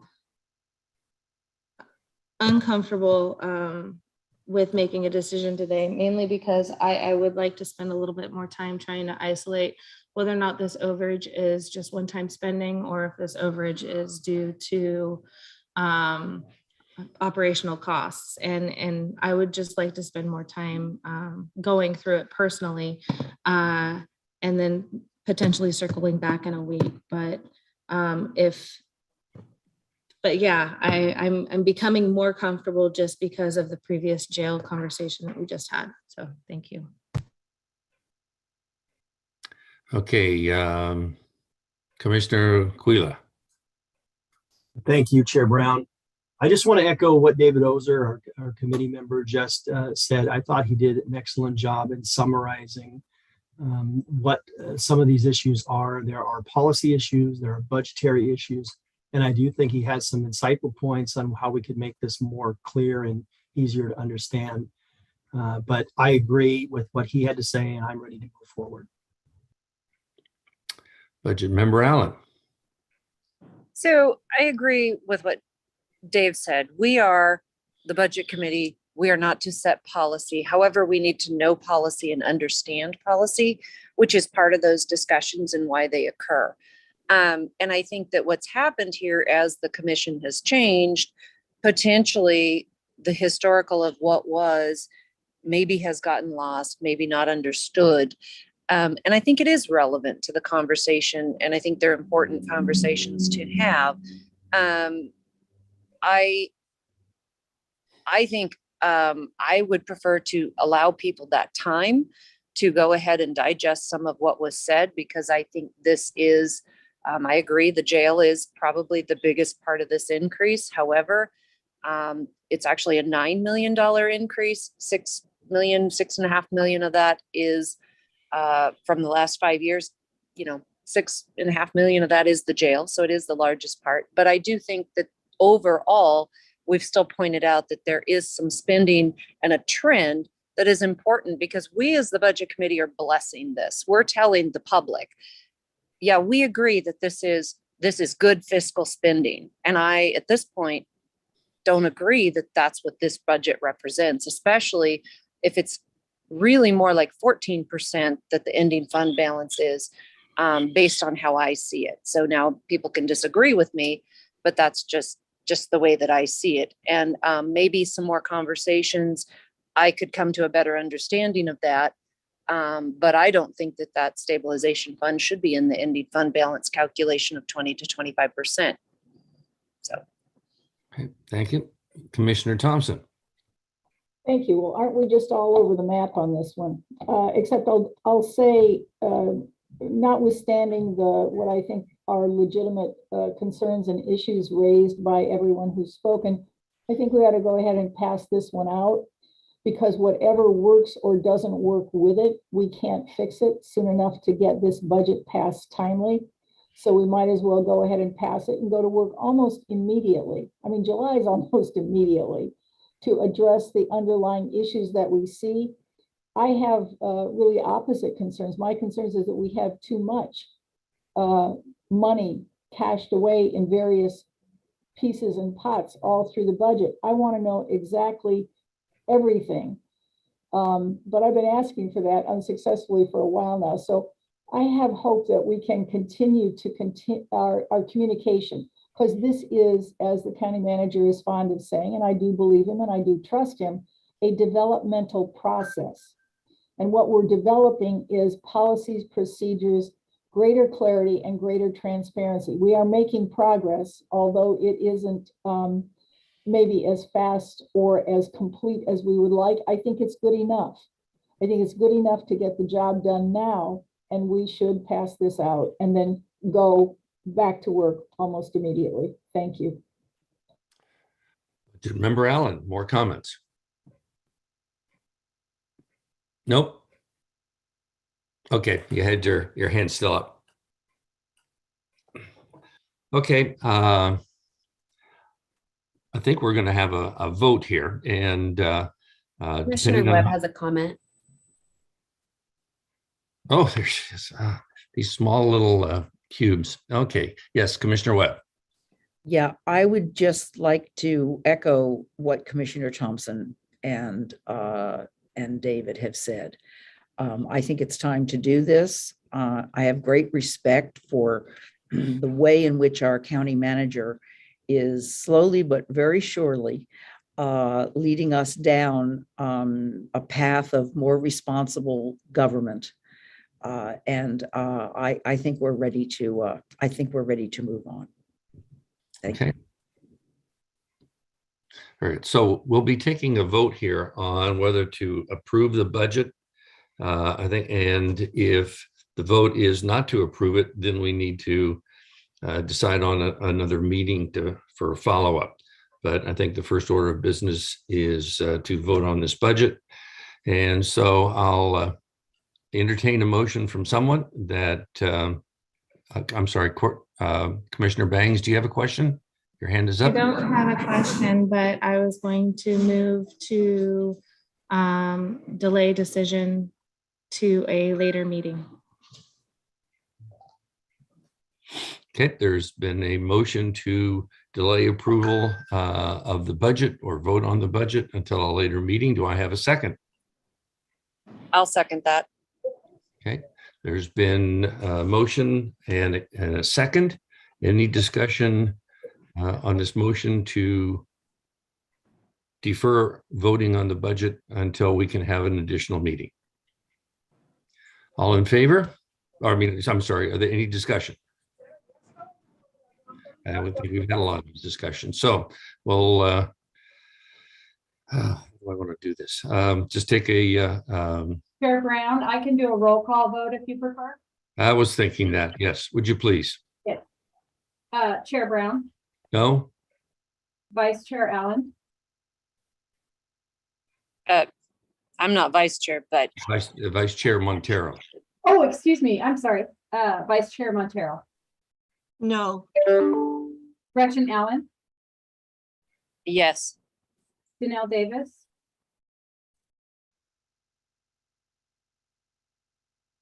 I think she is not in attendance. David Ogier, No. Commissioner Cleland, No. Commissioner Thompson, No. Commissioner Webb, No. Commissioner Banks. Aye. Okay, the motion does not pass. I will entertain a motion to approve the budget as for fiscal year 22-23 as reviewed. Commissioner Thompson will make that motion, sir. Thank you, I will- Commissioner Thompson. I'll A second second. it. I'll second it. Seconded by Commissioner Webb. Take a roll call vote, please. Chair Allen. I'm sorry, you said Chair Brown. Chair Brown. Mixed up. Chair Chair Brown. Brown. Looking at the right. Aye. Vice Chair Montero, Aye. Gretchen Allen, No, nay. David Ogier, Aye. Commissioner Cleland, Aye. Commissioner Thompson, Aye. Commissioner Webb, Aye. Commissioner Banks.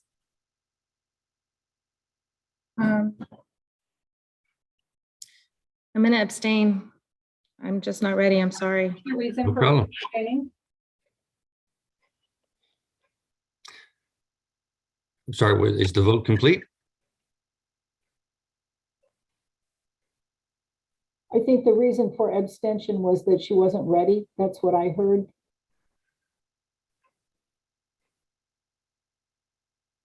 The reason for abstention is due to the fact that I still have unanswered questions.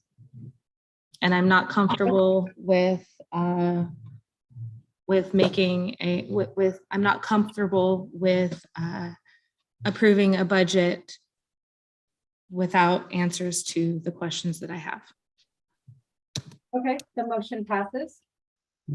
I should have mentioned that either vote for or against is a valid vote, and you should feel comfortable either way, depending on whether you felt about the budget. So I appreciate everyone who spent all the time reviewing this budget and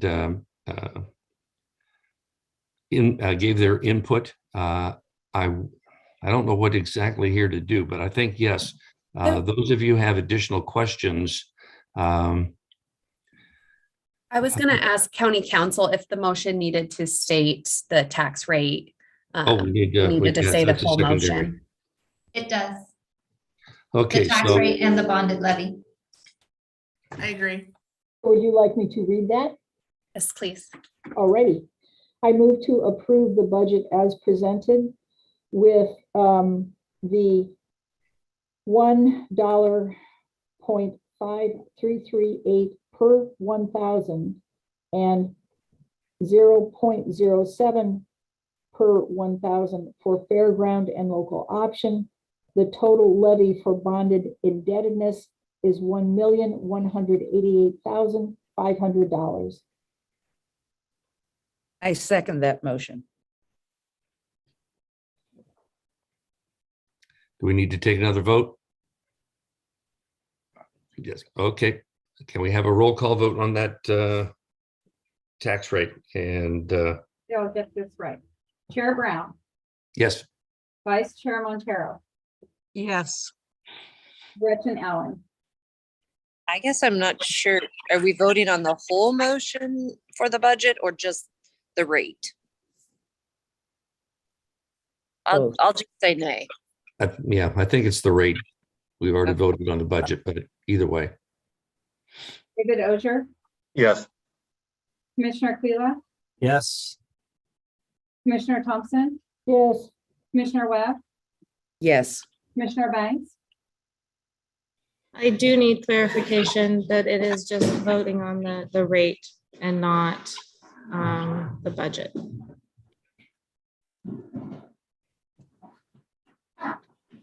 As I read the material I was given, step 11 is approval of budget with tax rate. So I'm going to have to say that, yes, this is a vote for both the budget approval and the tax rate. So if you were voting nay on the budget, I think you should also vote nay here because it's a combination. So I guess I'm going to catch 22 because I feel ethically that my vote for nay is that I somehow find issue with what our staff has done. And I don't find issue with what our staff has done throughout this budget process. I fully support our staff. So my choice of abstention just follows along the lines that I am not ready to approve. And so I will continue with my abstaining from the vote because I have faith in my staff, but I just am not prepared at this time to make a decision. I understand and accept that. Are we done with the vote? Would you read the total, the fors and against?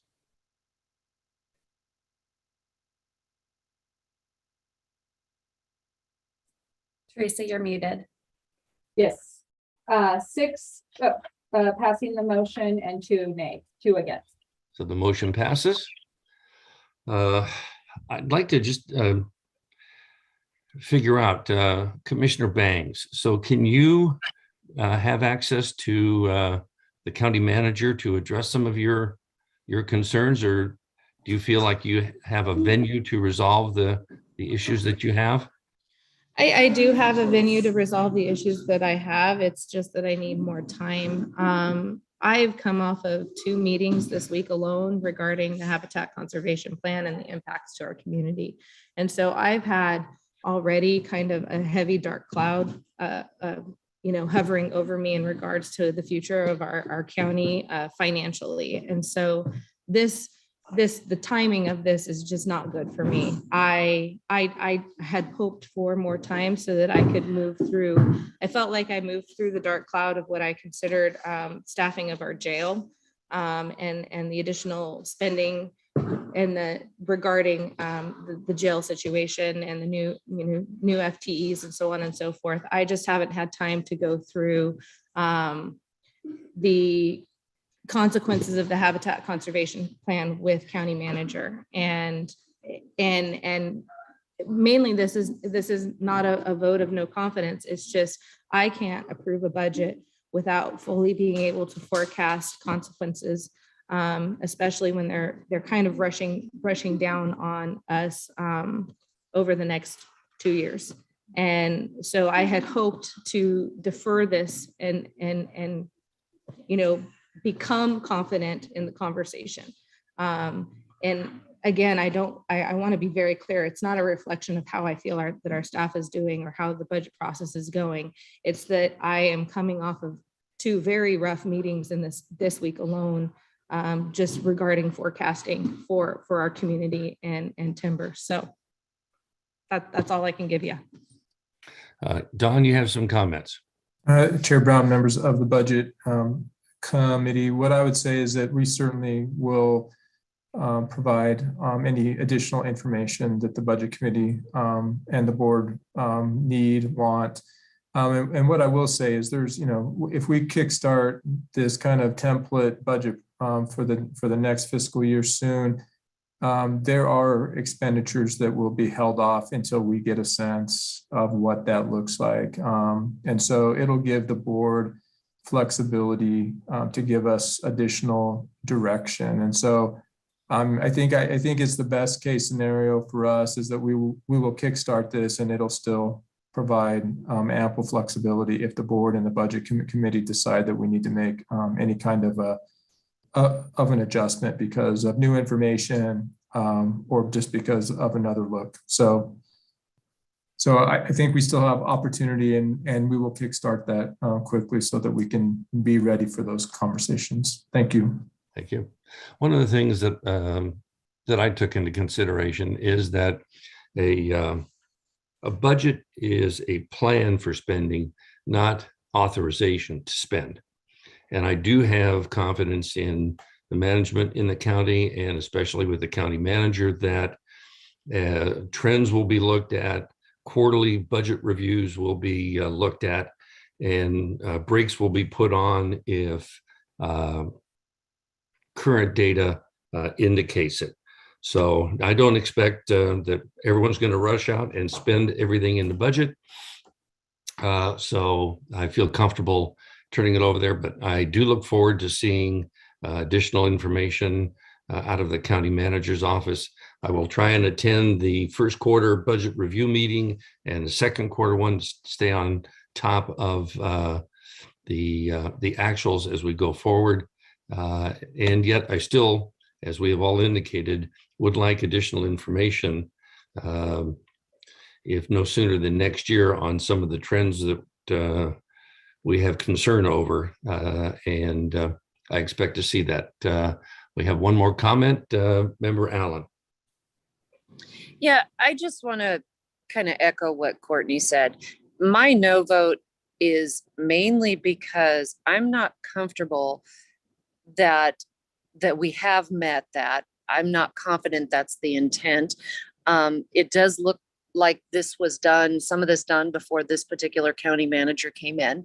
I have quite a few questions. The trend is also decreasing that fund balance, which I'm not sure. I think it's understood. And I think that through the year, they are doing a good job of being conservative in their spending. And I think that but I'm just not, I don't have that confidence, mainly because the book was confusing. It was hard to see how many FTEs do we have. The answers to my questions, there was a lot more unknowns. It was, well, we don't really know. We don't know. So if they don't know, or there's not a projection on that I can see, the problem I have, we are authorizing this spending. It can be spent. That's exactly what we're authorizing. So for me, I am grateful to have those additional meetings. I think that will be helpful. I also hope that this book, rather than by organizational unit, it was organized. There was some conflict in the organization that actually I had Jennifer give me for the 3-year projection, how that was organized. And so I don't know if maybe some reorganization of the functionality of it to be able to see that would be helpful. So it is not a reflection that you guys aren't doing a good job. I think you have a very hard job. And I think that with this new jail, there's a lot of unknowns, and so that's where I'm at on it. So I hope you don't take it personally. Oh, and no, I think the vote is what the vote is, and everyone should feel comfortable with their votes, and it's nothing personal. Being a CPA this year, I was surprised how many people called me about this budget. I received a number of calls. When you're a CPA, people think that you tend to know everything about certain things. And I think that they place, when you have those little letters behind your name, they sometimes place, they look at that and go, oh, she blessed that. So the responsibility, we take that as something that, she knows something. And I'm not comfortable with this budget. I think it should be more conservative, and I don't think it meets the general fund, what the board has set. So that's where I'm at with it. So it's more of a, I will probably always be more conservative on any board I'm on, just because of being a CPA. Okay. I don't know what the process for distributing the minutes, but I expect that all of Gretchen's questions and everyone else's questions about the some of the accounting will be addressed, and communication be made. Member Montero, are you still here? Okay. I am still here. Last year, you had a number of suggestions about organizing the budget, or I have forgotten.